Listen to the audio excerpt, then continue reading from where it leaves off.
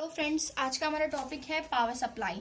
ठीक है, आज हम पावर सप्लाई क्या है जानेंगे, ये किस तरह से वर्क करता है, इसके बेसिस पे क्या हम प्राप्त कर सकते हैं उसके बारे में जानेंगे। ठीक है, तो देखिए पावर सप्लाई क्या होता है। पावर सप्लाई हमारा एक क्या होता है, देखिए पावर सप्लाई हमारा जो होता है एक इंस्ट्रूमेंट होता है हमारा पावर सप्लाई। ठीक है, पावर सप्लाई हमारा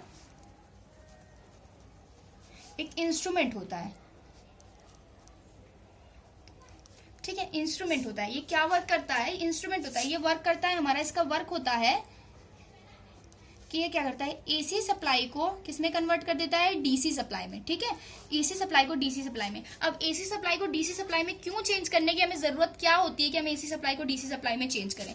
बिकॉज आप जानते हैं कि जो आपके डोमेस्टिक सप्लाई होती है, जो आपकी डोमेस्टिक सप्लाई होती है वो आपकी कैसी होती है, एसी होती है। एसी सिग्नल, हमें एसी जो करंट होती है, हमें डोमेस्टिक सप्लाई हमारी एसी करंट होती है। पर जो हम घर में यूज करते हैं, जैसे आपका फ्रीज हो गया, टीवी हो गया, कूलर हो गया, ये सब आपको चलाने के लिए क्या होता है, आपको ये सब चलाने के लिए आपको डीसी सप्लाई की जरूरत होती है। ठीक है, आपको डीसी सप्लाई की जरूरत होती है।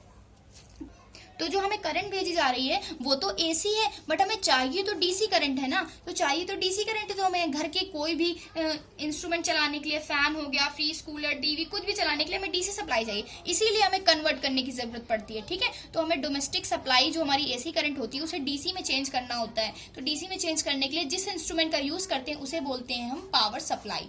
ठीक है, तो पावर सप्लाई आपको समझ में आ गया। पावर सप्लाई के कितने कंपोनेंट्स होते हैं, मतलब चेंज करने का जो प्रोसेस होता है उसे करने के लिए टोटल 5 कंपोनेंट्स की हमें जरूरत होती है। ठीक है, तो चलिए देखते हैं ये 5 कंपोनेंट्स हमारे क्या क्या होते हैं। देखिए ये आप स्क्रीनशॉट ले लें। पावर सप्लाई मैंने जो बोला आपको पूरी डेफिनेशन है उसकी कि पावर सप्लाई का क्या काम होता है। कि पावर सप्लाई को हम एसी को डीसी में चेंज करने के लिए यूज करते हैं। हमारी डोमेस्टिक सप्लाई कैसी होती है। ठीक है, तो देखिए इसके 5 कंपोनेंट्स होते हैं। फर्स्टली हमें ट्रांसफार्मर की जरूरत होती है। हम इनपुट एसी सिग्नल को सप्लाई को देते हैं ट्रांसफार्मर को, फिर ट्रांसफार्मर से रेक्टिफायर, फिर रेक्टिफायर से फिल्टर सर्किट में जाती है।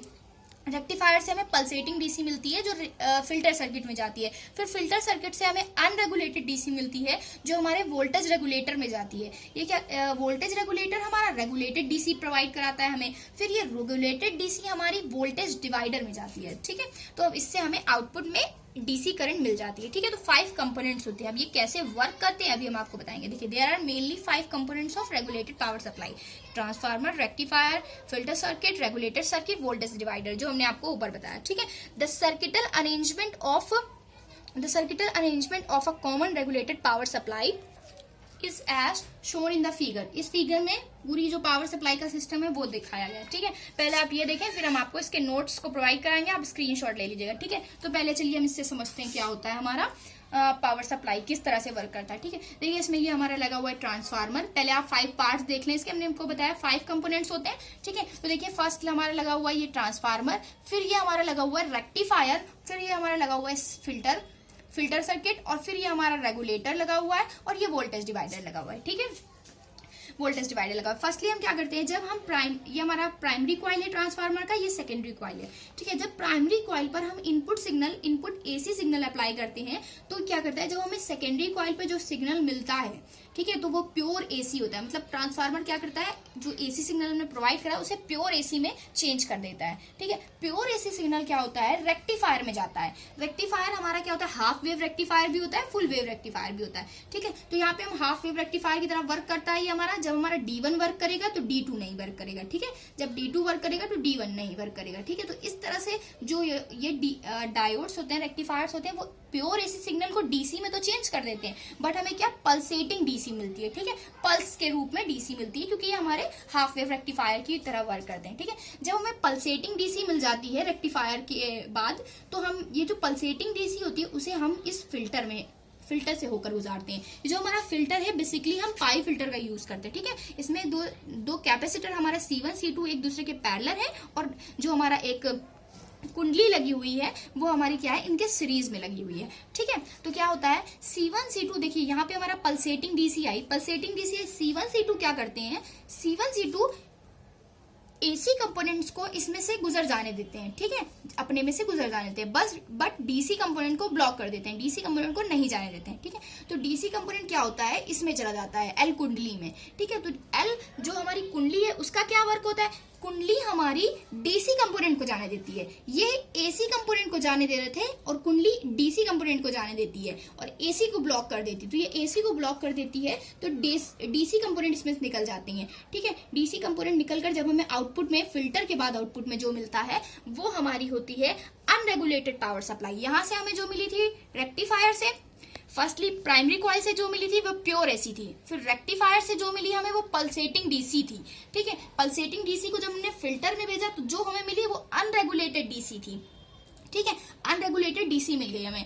ठीक है, अब अनरेगुलेटेड डीसी मिल गई तो अनरेगुलेटेड डीसी जो हमारी मिलती है हमें, वो क्या करता है, उसमें क्या होता है कि हम जब करंट का मान चेंज करते हैं तो वोल्टेज का मान भी चेंज हो जाता है। तो ये एक इसमें क्या होता है, ये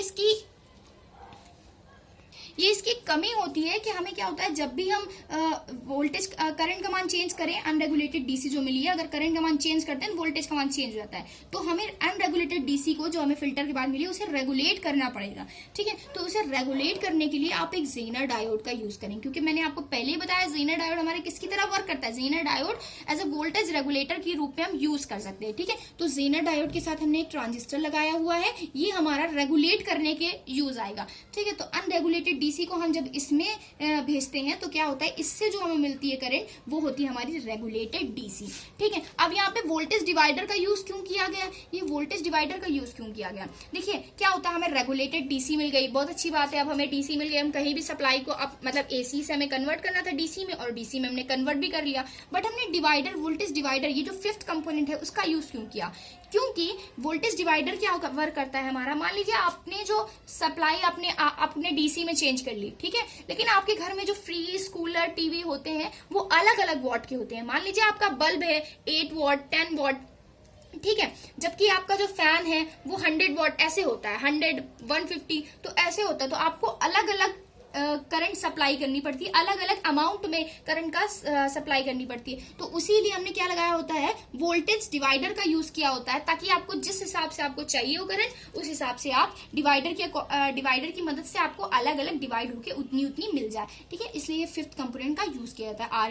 आरएल पे क्या होता है, हमें आउटपुट मिल जाता है, आउटपुट मतलब हमारी रेगुलेटेड डीसी मिल जाती है। ठीक है, तो ये पूरा वर्क होता है हमारा पावर सप्लाई का, किस तरह से हम एसी को डीसी में कन्वर्ट करते हैं। आई होप आपको समझ में आया होगा। अब आप स्क्रीनशॉट ले लें, पीछे वाला आप तो ले चुके हैं कि उसके 5 कंपोनेंट होते हैं। इसकी थ्योरी यहाँ से स्टार्ट होती है, step down transformer is taken. ठीक है, तो आप यहाँ से जो जो मैंने बोला है सिमिलरली लिखा हुआ है, आप देखें, इसकी स्क्रीनशॉट लेते रहें, आप स्क्रीनशॉट लेते रहें। ठीक है, जो मैं बोलती जा रही हूँ बिल्कुल सिमिलरली वही लिखा हुआ है, आप बहुत ही आपको क्लियर समझ में आएगा। अगर आपको नहीं भी समझ में आते तो आप मुझको कमेंट्स में लिख सकते हैं कि आपको एक बार मैं पढ़ के भी बता दूंगी, बिकॉज बहुत सा ऐसा होता है कि इंग्लिश नहीं समझ में आती है। ठीक है, देखिए अब ये लीजिए, स्क्रीनशॉट लेते हुए जाइए। और बहुत से ऐसे बच्चे होते हैं जिन्हें इंग्लिश क्लियरली नहीं समझ में आती, तो वो हमें बता दें, हम कमेंट्स के थ्रू तो हम उनको इंग्लिश भी पढ़ के बता देंगे लाइन टू लाइन, तो आपको ज्यादा अच्छे से समझ में आएगा। ठीक है, आई होप आपने स्क्रीनशॉट ले ली होगी। अगर आपको ये वीडियो पसंद आए तो प्लीज हमारे चैनल को लाइक, सब्सक्राइब और कमेंट करें। Thank you for watching.